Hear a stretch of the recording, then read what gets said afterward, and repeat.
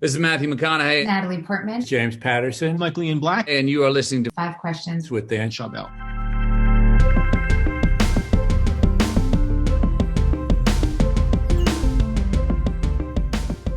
Welcome to Five Questions, Don.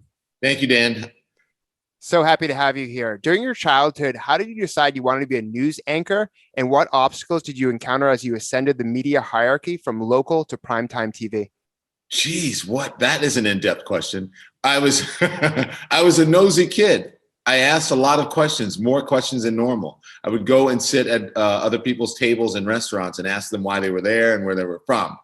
What obstacles I faced? Listen, journalism, especially television broadcast journalism, is a hard business. And mostly it's moving around like a news gypsy and then trying to convince management that I could carry a show by myself. And guess what? It's tough, though. I mean, you're judged based on ratings, and you have to be on social media. You have to build up those platforms. So it's much different than probably when you first started.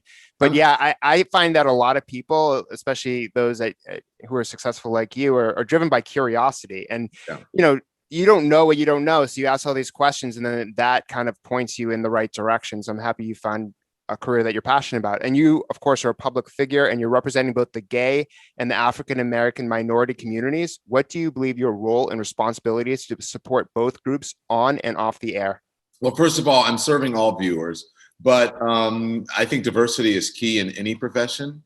And the reason I'm there is because, number one, I'm qualified to be there and I should have the job. But number two, I also have a perspective of a Black and a gay person in America. And those experiences are completely legitimate and they should be brought to the fore. And it also helps not only the people who are in those demographics, but it helps America and the country understand what it's like to live in in the skin of a Black person or a gay person.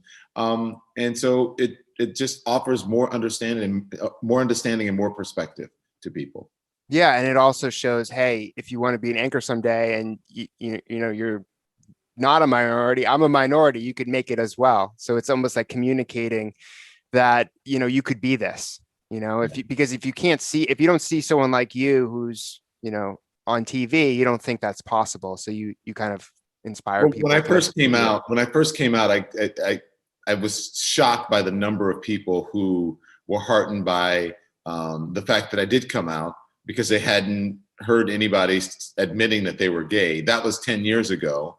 So let's see what happens in the next 10 years. Maybe people won't have to come out anymore. I certainly hope so. I think it's becoming less and less prevalent that people just sort of naturally say who they are rather than making some sort of proclamation that, hey, yeah, I'm gay, or, recently I'm openly Black. I don't know if you heard that. Yeah. And I think people just in general just want to be themselves. Right. Yeah. And so, and then viewers want that authenticity. And your experience combating and covering racism is covered in your book, This Is the Fire. How do you think we can start to end racism in America despite its deep rooted history? You have to see people as human. You have to respect and see people's humanity. And I think the best way to do that is to get to know people. You should get to know people who don't look like you. I would, if you're white, get to know someone who's Black or Hispanic or Asian. If you're Black, get to know someone who's white, Hispanic or Asian, and so on and so forth. And I think that's when people start to see each other's humanity. It's hard to demonize them. It's hard to discriminate against them because you see them as an equal rather than as an other. Yeah, that's really well said. And it's especially hard now because, we're not, during social isolation in the past year, we're not seeing and hearing from as many different people. We're really stuck, and we're getting closer to the people we're already close with who normally would look and be more like us versus like the wider population. So diversification, diversity, and inclusion has never been more important. How have you handled all the relationships and physical interactions? If you see now, a lot of people are becoming depressed because they don't have physical interactions with people. So if you establish relationships, you interact with them physically, you get to know them, that'll help to solve the problem. That's the biggest way, I believe. Yeah, like much easier to cyberbully than to bully someone in person, right. Because there's bigger repercussions, and other people might be seeing you as well. Right. And harder to hide behind a username that no one's heard of before. Right. Yes. How have you been able to handle the mental and emotional toll from covering deeply personal topics like racism? And how who do you rely on for support? I rely on my partner, and I rely on my mother, my family, and quite frankly, friends like Chris. We establish a bond, and there's a shared experience because we're all dealing with a lot of stuff. And as far as race, what I do is I have interactions and I establish friendships and relationships with other journalists of color or other minority journalists in the business. And we discuss the things that we're going through, what we're feeling, and we rely on each other as sounding boards as really sort of partners in all of this. Yeah, it's a partnership between other journalists of color. Yeah, it sounds like I had just interviewed Brooke Baldwin, and her book is called Huddle, and so it's like for women, it's almost similar to you and African American journalists and news anchors. Is like, this is happening to everyone, and it's almost like you get relief from that type of network that understands what you're going through, as well as the pressing topics that your audience is living through. So I think that's super important. It's and important. What's your support system, like-minded support system, and people who are going through similar experiences. And what's your best piece of career advice? That's easy, Dan. My best piece of career advice is to work hard, and to work hard, and then to work hard. But guess what? It's not to worry about what people think about you or say about you, because someone always has an opinion.